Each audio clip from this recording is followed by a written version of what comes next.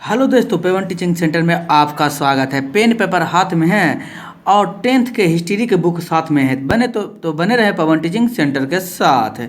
हम लोग आज इसके पहले पार्ट 1, पार्ट 2 और पार्ट 3 अपलोड हो चुका है। तो आज हम लोग यह स्टार्ट करेंगे पार्ट 4। तो अगर आप इस वीडियो को देख रहे हैं तो इसके पहले जाकर पार्ट 1, पार्ट 2 और पार्ट 3 देखिए, जिससे कि आपको समझने में क्या हो, आसानी हो, ना तो तकलीफ, दिक्कत, समस्या तक कोई परेशानी ना हो। इसलिए आप जाकर पहले पार्ट 1, पार्ट 2 और पार्ट 3 इसका देख लीजिए। अगर आपको किसी प्रकार के कोई भी क्वेश्चन पूछना है तो नीचे कमेंट बॉक्स में लिख के हमें क्या कर सकते हैं, बता सकते हैं। आगे हम देख सकते हैं, अगर आप देख रहे हैं तो पिछले नीचे हमें बता दीजिए कमेंट बॉक्स में लिख के, सर्वहारा वर्ग किसे कहते हैं। दोस्तों हम लोग आगे चलते हैं। नीचे कमेंट बॉक्स में लिख के बताइएगा कि सर्वहारा वर्ग में कौन कौन से आते हैं। जल्दी नीचे कमेंट बॉक्स में लिख के बताइए। आज हम लोग चलते हैं मार्च की क्रांति एवं निरंकुश राजतंत्र का अंत। मार्च की क्रांति में किस तरीके से निरंकुश राजतंत्र था जार निकोलस का, उसका अंत किस प्रकार से हो गया, जिसके बारे में हम लोग आज जानेंगे। तो 7 मार्च 1917 ईस्वी को 7 मार्च 1917 ईस्वी को पुराने रूसी कैलेंडर के अनुसार 22 फरवरी 1917 को पेट्रोग्राड वर्तमान लेनिनग्राद की सड़कों पर किसान मजदूर ने जुलूस निकाला। उन्होंने रोटी दो की नारे लगाए। उन्होंने क्या दिया है, रोटी दो के क्या लगाए थे, नारे लगाए थे। अगले दिन 8 मार्च को कपड़े की मिल की महिला मजदूरों ने बहुत सारे कारखानों में रोटी की मांग करते हुए हड़ताल का नेतृत्व करने लगा। किसका नेतृत्व करने लगा, हड़ताल का नेतृत्व करने लगा, जिससे अन्य मजदूर भी शामिल हो गए। और यही कारण हुआ कि धीरे धीरे मजदूरों की संख्या क्या होते रहेगा, बढ़ते रहेगा। रोटी दो को नारे लगाए। इसके पहले जो लाल खूनी एतवार था, वहाँ उस दिन का रोटी दो को जो जुलूस निकला था, उसमें क्या किया गया था, बिना पूछे जार निकोलस के सैनिकों ने क्या किया था, गोलियों से बौछार कर दिया था किसको, आंदोलनकारियों पर, जिसको लाल रविवार के नाम से भी जाना जाता है। उसी के बाद ही यह हुआ कि फिर रोटी दो के नारे उठने लगे, पूरे राज्य में क्या होने लगे, उठने लगे। और वहाँ के कारखानों में काम कर रहे महिलाओं भी क्या हो, इसका नेतृत्व करने लगे, जिससे अन्य मजदूर भी शामिल हो गए। जुलूस में लाल झंडों की भरमार थी। जब सेना की एक टुकड़ी से भीड़ पर गोली चलाने को कहा गया तो उसने भी विद्रोह कर दिया। और उस समय सेना के फिर जब पूरा जुलूस भर गया और जिस प्रकार से लाल खूनीवार रविवार हुआ था, उसी में क्या हुआ था, बोला गया था किसको, सैनिकों को, कि गोली चला दो। और गोली चलाकर बहुत सारे लोगों को मारा दिया गया था। और इस समय भी उसी तरीक़ा से आदेश दिया गया कि गोली चलाओ। तो जो गोली चला थे, वहाँ के सैनिक तो भी इंसान होते हैं, वो मारना नहीं चाहते थे। उनको भी पता भी था, क्योंकि सैनिक के भी बढ़िया से रहने का ना तो सुविधा था, ना खाने के लिए था, नहीं तो उसके पास बढ़िया हथियार था। फिर भी जार निकोलस जो द्वितीय था, ये अपना मनमानी करते रहता था, जिसके कारण क्या हुआ, यहाँ पर इसको छोड़ने का क्या कर लिया, निर्णय लिया गया। और ये सारे सैनिक बंधुओं को छोड़कर विद्रोह करने लगे। वो भी क्या करने लगे, विद्रोह। और आपको पता हो, अगर कोई विद्रोह, सैनिक विद्रोह होने लगेगा नहीं, तो कोई भी सरकार कुछ कर सकता नहीं है। क्यों नहीं कर सकता, क्योंकि सरकार शासन किसके द्वारा चलाता है, सैनिक के द्वारा, पुलिस के द्वारा नहीं चलाता। अब पुलिस ही क्या करने लगे, विद्रोह करने लगे, तो सरकार के पास तो दिक्कत, समस्या, तकलीफ, परेशानी आने वाला है। आपको दिखाई दे रहा पीली वाली डिबिया, कैसा डिबिया, पीली वाली डिबिया। रूस क्रांति की तारीख, रूस में 1 फरवरी 1918 तक जूलियन कैलेंडर के अनुसार किया गया था। इसके बाद रूसी सरकार ने ग्रेगोरिक कैलेंडर अपना लिया। इसके बाद कौन सा कैलेंडर अपनाया, ग्रेगोरिक कैलेंडर अपनाया, जिसका अब सब जगह इस्तेमाल किया जाता है। अभी हम लोग भी कौन सा कैलेंडर यूज करते हैं, ग्रेगोरिक कैलेंडर यूज करते हैं। ग्रेगोरिक कैलेंडर जूलियन कैलेंडर से 13 दिन आगे चलता है। बोल सर, अब सवाल उठता है कि सर ग्रीक कैलेंडर क्या है, जूनियर कैलेंडर क्या है, जूनियन। तो जूलियन कैलेंडर है जिससे 13 दिन क्या चलता है, आगे चलता है। कौन कैलेंडर, ग्रीक कैलेंडर। अतः इस प्रकार फरवरी क्रांति 12 मार्च को, अक्टूबर क्रांति 7 नवंबर को संपन्न हुई थी। इसी तरह 1905 की क्रांति 22 फरवरी को क्या हुआ था, संपन्न हुआ था। क्योंकि 13 दिन तो क्या चलता, आगे चलता यूनानी। और जूलियन का अगर माना था 13 दिन पीछे, और ग्रेगोरिक देखेंगे तो 13 दिन आगे देखेंगे। करा है अतः इससे हथियार छीनने पड़े। और इससे क्या करना है, सैनिकों से हथियार छीनने पड़े। जार की सबसे विश्वस्त टुकड़ी प्रोओब्रासेंस्की रेजिमेंट ने भी विद्रोह कर दिया। और जो जार का जो सबसे इम्पोर्टेंट सा महत्वपूर्ण, जो इसको कभी नहीं छोड़ता था, धोखा देता था, उस रेजिमेंट का, यानी कि जो सेना के एक टुकड़ी होता है, वो टुकड़ी को क्या कहते हैं? रेजिमेंट कहते हैं उसको। जिस नाम क्या था? प्रोओब्रासेंस्की रेजिमेंट। इसने भी क्या कर दिया? विद्रोह कर दिया। अब जार के पास कोई चारा नहीं चला। सैनिक का विद्रोह बढ़ता गया। फलतः विवश होकर 12 मार्च 1917 को जार ने गद्दी त्याग दी। अभी बोलेंगे कि सैनिक क्या कर सकता है? सैनिक हाथ से गया तो आपका सत्ता भी आप हाथ से गया, क्योंकि आपका सारा काम कौन करवाता? जबरदस्ती सैनिक, जनताओं से मार के, पीट के, बंद कर कर।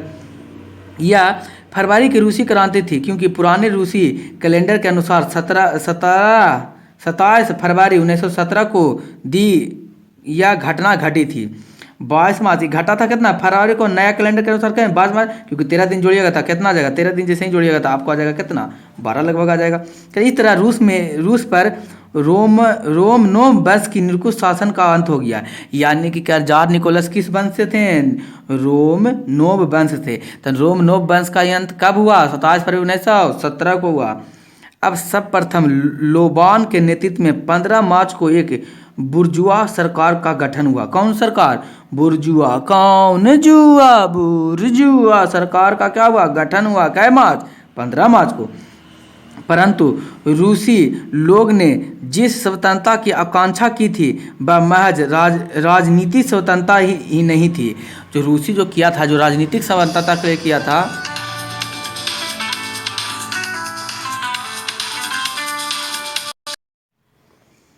स्वतंत्रता नहीं थी, वरन आर्थिक एवं सामाजिक स्वतंत्रता थी। यही कैसा स्वतंत्रता था? आर्थिक और सामाजिक स्वतंत्रता। अतः यह बुर्जुआ सरकार तत्कालीन परिस्थितियों के प्रतिकूल थी। आई जो बुर्जुआ सरकार था, जो तत्कालीन परिस्थितियों क्या था? प्रतिकूल। अतः अंत में बुर्जुआ सरकार गिर गई तथा केरेंस्की के नेतृत्व में एक उदार समाजवादी की सरकार गठित हुआ। यही कारण हुआ कि उदारवादी सरकार का क्या हुआ यहाँ इसके अंतर्गत गठित हुई। इस सरकार का मुख्य उद्देश्य जनतांत्रिक एवं वैधानिक सरकार की स्थापना था। इसका मुख्य उद्देश्य क्या था? जनतांत्रिक एवं वैधानिक सरकार के क्या था? स्थापना था। करा पीली वाली डिबिया में देखिएगा, सन 1975 ईस्वी में संयुक्त राष्ट्र संघ द्वारा 8 मार्च को अंतर्राष्ट्रीय महिला दिवस घोषित किया गया। सन 1975 ईस्वी में संयुक्त राष्ट्र संघ द्वारा 8 मार्च को अंतर्राष्ट्रीय महिला दिवस क्या किया गया? घोषित किया गया। तो अंतर्राष्ट्रीय महिला दिवस कब होता है? 8 मार्च को। किसके द्वारा किया गया था? राष्ट्र संघ के द्वारा 1975 में किया गया था। करा एक वैधानिक सरकार की स्थापना करना, मित्र राष्ट्रों के सहयोग से युद्ध चलाना, व्यक्तिगत संपत्ति की रक्षा करना, संविधान सभा द्वारा भूमि की समस्या सुलझाना एवं रूस की समस्या संस्थाओं में वैधानिक उपायों द्वारा परिवर्तन लाना था। इस सारे प्रक्रिया क्या था? इसी में निहित था। जो ये क्रांति हुआ, बुर्सोविया की क्रांति हुआ, या कह सकते हैं क्रांति निरंकुश शासन के राजतंत्र का क्रांति था, इसी में क्या था? निहित था। किंतु बोल्शेविक ने इस प्रकार की स्वीकार नहीं किया। लेकिन बोल्शेविक ने क्या किया? इस प्रकार की सभी नीतियों को स्वीकार नहीं किया। यही कारण है क्या उसका सरकार को गद्दी से उसको त्यागना पड़ा। कौन गाना पड़ा?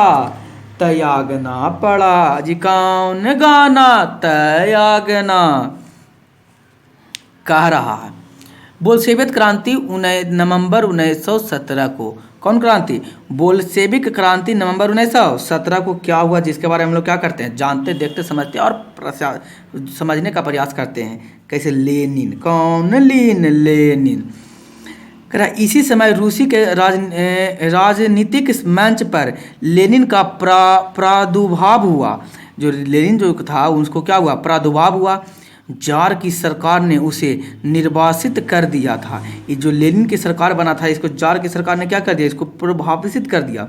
अतः वह स्विट्जरलैंड में निर्वाहित जीवन व्यतीत कर रहा था। और क्या था? स्विट्जरलैंड में आराम से जार निकोलस जाकर आराम से लेटे हुए था। जब मार्च 1917 ईस्वी में क्रांति हुई, वह जर्मनी की सहायता से रूस पहुंचा। और जब क्या हुआ? जब मार्च की क्रांति हुआ तो जर्मनी की सहायता से लेनिन कहाँ पहुंचा? रूस पहुंचा। अप्रैल 1917 में जब वह पेट्रोग्राद पहुंचा तब रूस की जनता का उत्साह बढ़ गया। और जैसे ही पेट्रोग्राद पहुंचा तो रूस की जनता का एकदम उत्साह, एकदम हल्लो उत्साह बढ़ गया, पूरा उत्साह बढ़ते चला गया।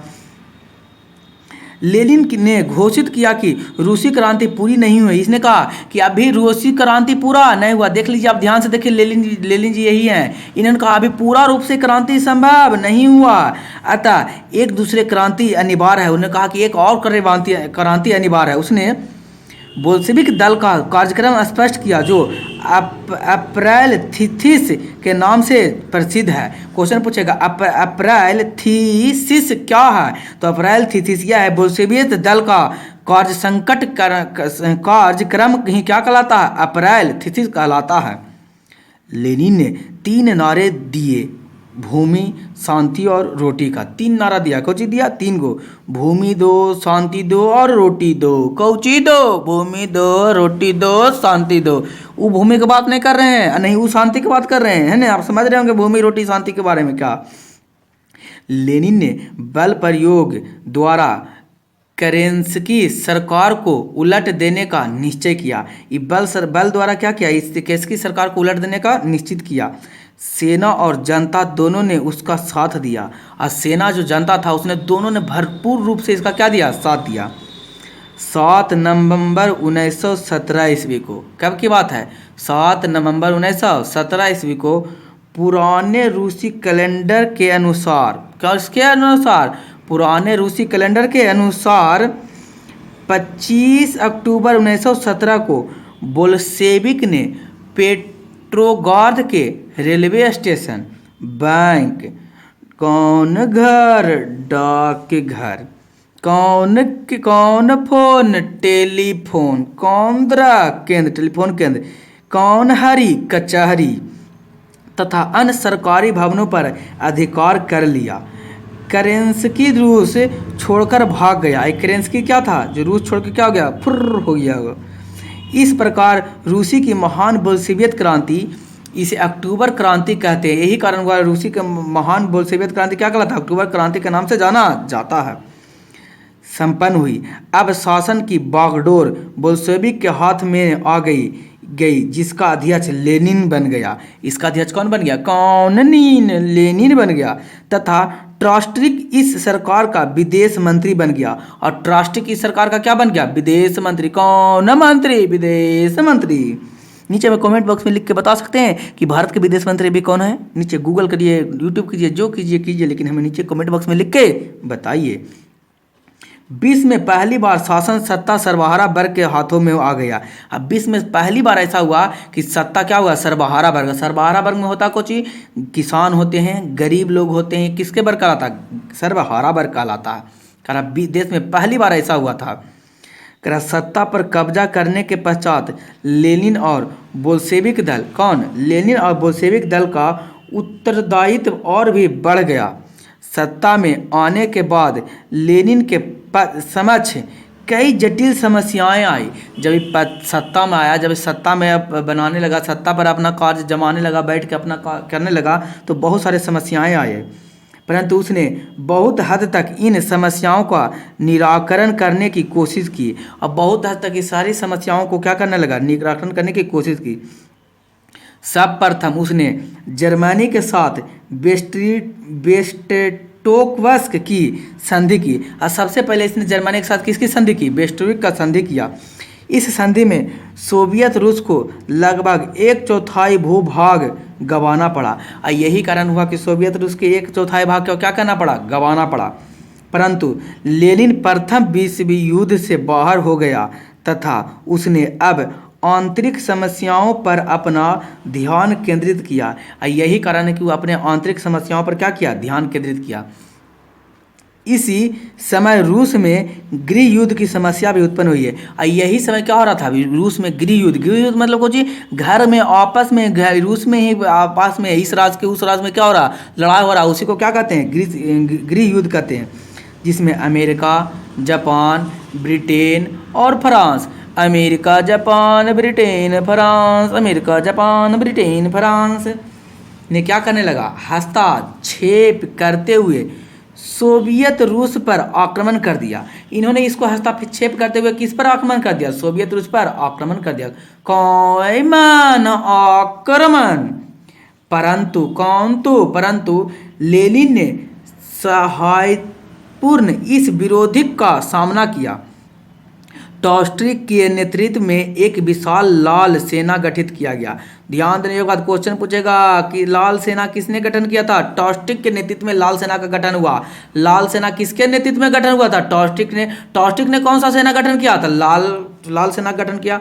लाल सेना ने सफलतापूर्वक विदेशी हमलों का सामना किया और सफलतापूर्वक लाल सेना जो क्या रहा था, कौन कौन? अमेरिका, जापान, ब्रिटेन, फ्रांस ही कर रहा था हमला इस पर, उसको आराम से ही क्या कर लिया? सामना कर दिया। जो कौन? लाल सेना ने।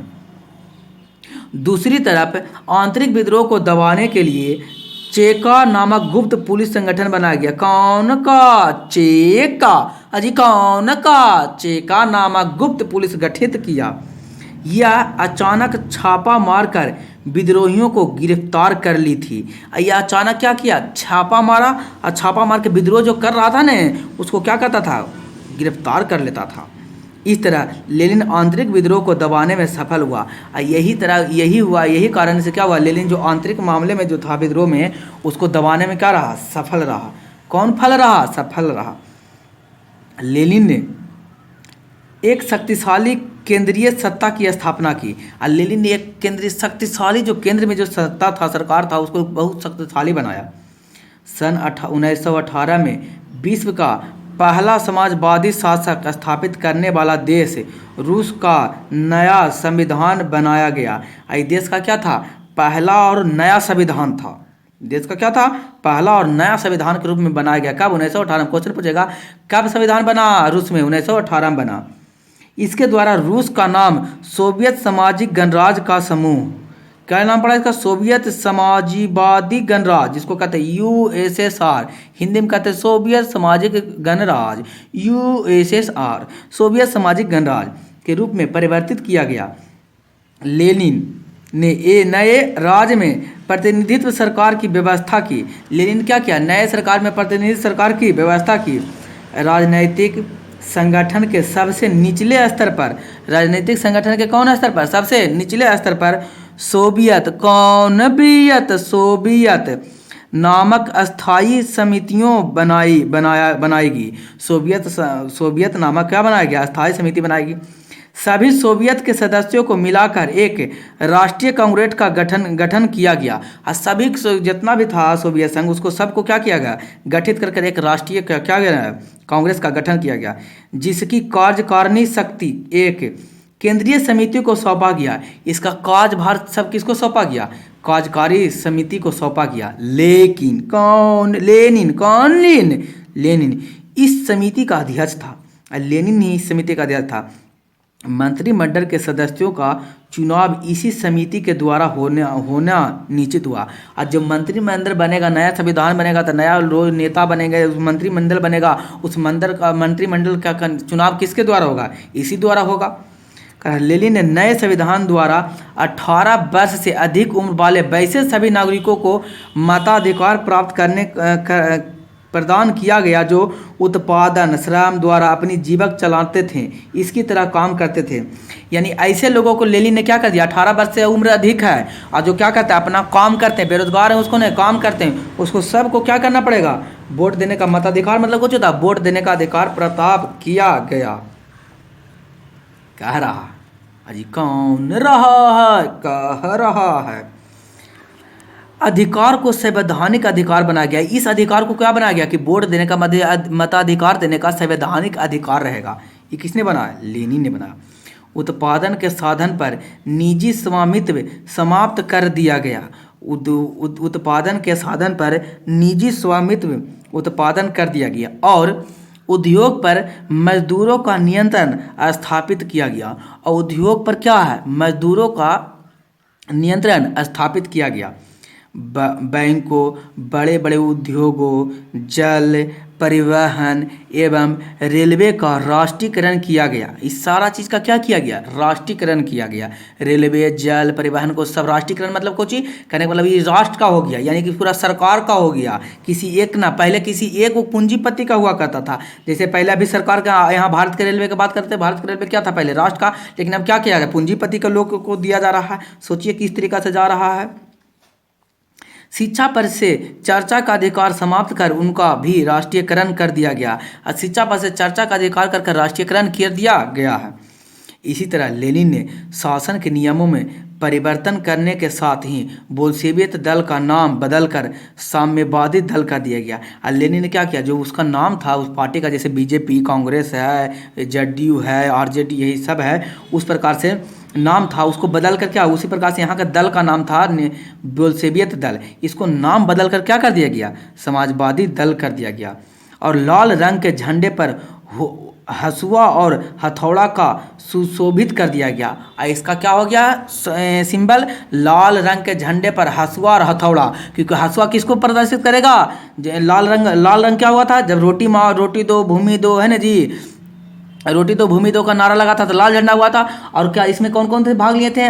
किसान भाग लिए थे, और क्या मजदूर भाग लिए थे। जो मजदूर हथौड़ा चलता है, किसान हसुआ चलाता है, इसलिए झंडे, लाल रंग के झंडे पर हसुआ और हथौड़ा का क्या लगा दिया गया? सुशोभित कर दिया गया।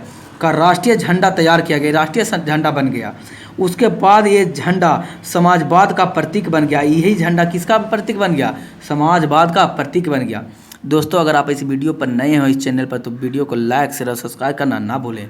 और अगर आपको अच्छा लगता है तो जरूर लाइक करके नीचे कमेंट बॉक्स में बताएं कि सर आपको अच्छा लगता है, जिससे हमें और प्रोत्साहन मिले और इस तरीका की वीडियो और बनाकर आपको हम दें। आगे करा, अब लेनिन के समक्ष एक नए अन्य समस्याओं भूमि को पुनर्निर्मित की थी।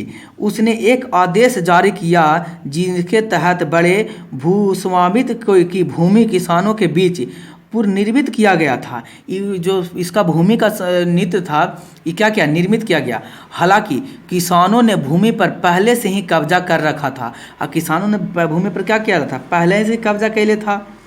इस आदेश द्वारा लेनिन ने उसे सिर्फ वैधता प्रदान किया। इसे कानून बनाकर पहले से अधिकार के लिए था, अभी हाथ थोड़ा कहने का मतलब ये क्या कर दिया? बना दिया कि अब तुम्हारा ही रहेगा, तुम्हारा जमीन तुम्हारा ही रहेगा। लेनिन के इस कदम की आलोचना हुई क्योंकि समाजवादी अर्थव्यवस्था में भूमि पर राज्य का नियंत्रण होता है। ये कहा समाजवादी जो अर्थव्यवस्था उसमें भूमि पर क्या किसका नियंत्रण होना चाहिए? राज्य का नियंत्रण होना, ना कि सरकार किसान का नियंत्रण होना चाहिए। इसके लिए इसको बहुत झेलना पड़ा, समस्या, परेशानी, तकलीफ और दिक्कत। लेनिन ने यह जवाब दिया कि किसान बहुमत में थे जबकि बोल्शेविक दल अल्पमत थे। इन्होंने ये कहा कि जब हम कहे थे कि ऐसा कानून लाया जाए कि नहीं लाया जाए, तो बोला कि नहीं, कानून ऐसा क्या किया जाए? लाया जाए। ऐसा कानून लाया जाए तो कुछ किसान का दल जो क्या था? बहुमत में थे, बहुत सारे मत था, इसलिए बहुमत। और जो सोवियत था इसमें कम मत था, यानी कि कम मत था, तो जीता कौन? बहुत मत वाले। इसलिए इसको हमको रूल को लागू करना पड़ा जो संविधान के अनुसार से माना गया। जैसे अभी कौन किसान आंदोलन वाला भी कुछ पहले क्या चला? किसान आंदोलन चला। किसान आंदोलन में उसमें हुआ था, कहा कि इसलिए लाए कि इसका बहुमत था, लेकिन इसको विद्रोह किया था, वापस लिया गया। उसी प्रकार से करा उत्पादन की समस्या के निपटाने के लिए लेनिन ने युद्धरत समाजवाद को लागू किया। लेनिन ने इसके तहत फैक्ट्री के तकनीक विधियों पर नियंत्रण स्थापित किया एवं मजदूरों की सहायता से फैक्ट्री का उत्पादन पर भी नियंत्रण स्थापित किया। मजदूरों की सहायता पर भी से क्या किया? फैक्ट्री पर धीरे धीरे क्या करने लगा? नियंत्रण करने लगा। जैसे आपको दिख रहा होगा टॉस्टिक दिख रहा है, टॉस्टिक को हटाया गया था। इस तरह किसान पर भी नियंत्रण लगाया गया। इसी प्रकार से किसान पर भी क्या लगाया गया? नियंत्रण। एवं किसानों में बलपूर्वक अनाजों की वसूली की जाने लगी। धीरे धीरे क्या किसानों से क्या करने लगा? बलपूर्वक, यानी कि जबरदस्ती क्या करने लगा? अनाज वसूलने लगे। फैक्ट्री में श्रमिक हड़ताल पर कड़ाई से प्रतिबंध लगाया गया। और जब इस पर क्या हुआ? फिर कड़ाई से प्रतिबंध लगाया गया फैक्ट्री में। परंतु युद्धरत समाजवाद के विरुद्ध रूस में भयंकर प्रतिक्रिया हुई। जबरदस्त वसूली के भय से किसान अपना अनाज जलाना शुरू कर दिए। और जबरदस्ती वसूलने लगा तो क्या किया? किसान उससे भी ज़्यादा खतरनाक है, क्या करने लगा? ये पूरे जला दे। किसान लोग नहीं रहबे करेगा अनाज, नहीं तुम वसूल के लेके जाएगा। ये पूरा विरोध वैसे होने लगा। परिणाम स्वरूप 1920 में 21 में उत्पादन क्या हो गया? स्तर काफ़ी गिर गया। कहने का मतलब ना मेरा ना तो तेरा, ना रहेगा बांस ना बजेगा बांसुरी वाला हाल हुआ। आया बोले हम अनाज बुझा रहे हैं हम, और आके ज़बरदस्ती लेके जा रहा है, तो लो हम जला देते, नहीं हम इशू तो मेरा नहीं होगा, और जला देंगे तो तुम्हारा भी नहीं होगा। इस तरीके से भरतूब अथी हुआ। तो 1920 से 21 में ने काफ़ी क्या हुआ, स्तर गिर गया किसका, अनाज का।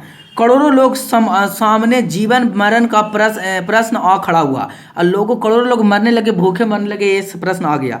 कहीं कहीं तो भूखमरी की स्थिति पैदा हो गई। राजकीय और विदेशी सहायता को बावजूद काफ़ी लोग भूखे और प्यासे से मरने लगे। सारा सुविधा प्राप्त था, उसके बाद भी अनाज राबन करेगा तो भूखे प्यासा न मरेगा।